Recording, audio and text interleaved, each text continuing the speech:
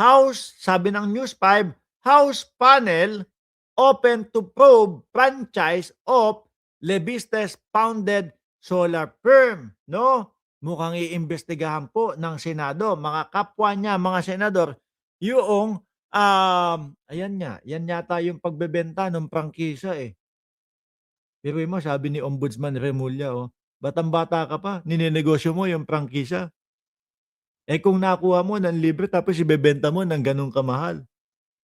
Oh, 'di po ba? Ngayon ano, kumbaga yung Meralco medyo dumidistansya kay Leviste, 'di ba? Alam niyo mga kababayan porket, may naglabas na ng pahayag ang Meralco et cetera at tapos na po 'yan, hindi po. Lalo na po kapagka yung mga investigasyon na ganyan, madami po tayong nalalaman, madami po tayong nakikita kapagka yung mga, nag-cross-examine na po ng mga katanungan, doon na po nakikita yung mga katotohanan. Oh, ako isa sa nakikita ko kung bakit ho nagngangangaw at nag-iiyak etong si Leviste ho, wala pong iba mga kababayan kundi dahil nga dito sa mga butas 'no. Ayan, iimbestigahan yung prangkisa, iimbestigahan yung, 2% lang ang naide-deliver nung kanyang solar niya, 'di ba? Sir Armin, oh, ayan, ang gwapito ng BMB, oh, si Sir Armin Admin, oh.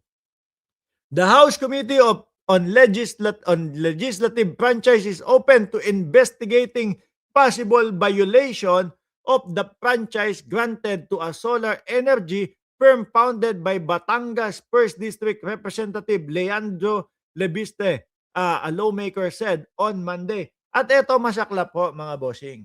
No, syempre iimbestigahan nga si Lebiste, imbestigahan yung pagbebenta ng, yung franchise et cetera na yan, 'no? Sasagot yung mga DDS sa comment section, "Ay, anong pakialam niyo, eh, negosyo niyo yan." Sabi sabi, "Uy, ano," sabi ng mga DDS, "Ay, anong pakialam niyo, bakit niyo pinapakialaman yung negosyo nung tao, eh, business niya yan. Wala kayong pakialam kung ibenta niya yan." 'No? Hindi iniisip ng mga DDS na bawal ibenta, ng hindi dumadaan at walang apruba ng, Kongreso yung franchise. O sabi nung kaibigan ko na si Paulo Saison, solar gamit ng mga NPA sa bundok, itanong mo kay Loren. Oo. Oo, eh, wala namang ano dun, wala namang koneksyon ng Meralco dun, eh, 'di ba? Ta's nauso yung mga solar. Hindi kaya dinistribute nila ito doon sa mga ano, sa mga taga-bundok? Puwede din. Tapos yung 2% lang, yung 2% pala ano, yun na yung mga taga-bundok, yun na yung dun lang pala ang nakinabang. Oh, madami pong maiimbestigahan dito mga kababayan, mga boss Jeepamuser. At ang nakikita ko din, eh, yun nga, tama yung sinasabi nung iba na inuunahan ni Lebiste ng ingay para hindi mapansin at para mapagtakpan yung mga, um, yung mga eto nga, yung issue sa kanya about diyaan sa solar. Conflict of interest ang kaso ni Lebiste, sabi ni Sir Henry Victorio, isa pa yang si Leviste, oh. Sabi ni Boss Niolo, akala mo santo yung pala demonyo, oh. Ano daw? Demonyo din pala, sana tumalo na lang sa impyerno, naghihintay na sa'yo si Satanas. Ah, hmm. Biruin mo 'yan, mga kababayan, lalong mag-iingay 'yan. Kasi yung ano, yung kaniyang mga yung kaniyang mga pinagsasasabi ho, mga bossing, wala naman talagang saysay yun, eh. Yung Cabral file niya, wala akong saysay yun mga kababayan, bakit po? Biruin mo 4 na buwan niya ng hawak yun, ngayon lang inilabas kung kailan natsugi. Ito pong si Yusek Cabral, napapaisip pa nga ho tayo, eh, na baka sila ang may kagagawan, eh. O napapaisip lang naman, hindi natin sila pinagbibintangan na sila talaga yung may gawa. Pero mapapaisip ka 'no, bakit nung nabubuhay hindi naggagaganito si Leviste, hindi inilalabas yung Cabral files, walang sinasabi dun sa Cabral file, nung namatay na ayan nilabas na. Ah, baka nga daw kasi pumutak si Yusek Cabral, na hindi totoo. Uy, hindi totoo. Uy, wala naman talaga sa ano ko, sa file ko si ano, Martin Romualdez. Wala naman sa file ko si Bongbong Marcos, Uy, bakit niyo tinanggal sa file yung si ano, yung mga Duterte? Which is, doon ho sa isang araw na nakita ko nung nandoon siya sa Seminay, kasama yung mga vlogger ni Buloyski. 'Di ba, ano sinasabi, nalungkot yata yung ibang mga media, kasi nung sinabi ko na wala yung mga Duterte, eh, baka mamaya isa pang tsorya ho mga bossing, isa pang naiisip ko, baka nga mamaya inutusan ng mga Duterte, "Kunin mo na, agawin mo na."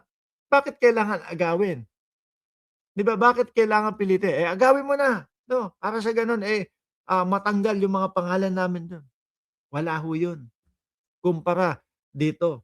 Tsaka eto, sabi ng mga DDS, bakit hindi inuuna yung mga pagnanakaw et cetera. Sinasagot 'to nung mga sumusuporta kay Pangulong Bongbong Marcos. Bakit, ano tingin mo doon sa pagbebenta niya ng franchise? Ninegosyo yung franchise, pinagkakitaan, bilyon-bilyon, 'di ba? Nakuha ng, walang kagastos-gastos o kung meron man maliit man lang tapos ibebenta. 'Di ba, kawawa ka naman, ang tanda-tanda mo na pumapayag lang bayaran para magsinungaling. Ano pa yung ng putek 'tong mga DDS na 'to. Hoy! Ayan, News 5.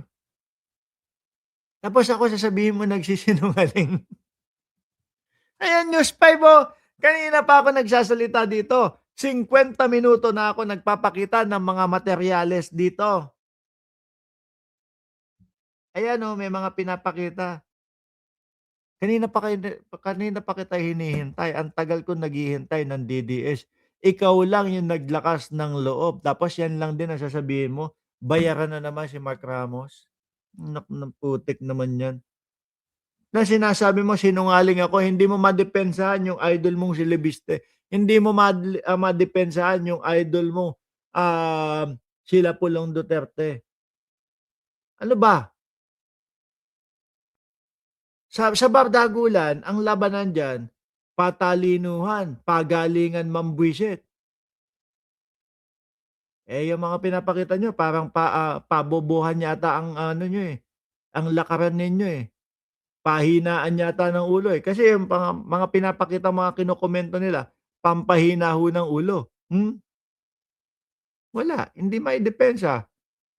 Puro na lang ho sasabihin, "Bayaran ka, bayaran ka, bayaran ka." Sabi ni Elvira Gutierrez, "Matanda ka na pala, Boss Mark, ibig sabihin, gurang na ako," sabi ni Ma'am Elvira Gutierrez, oh.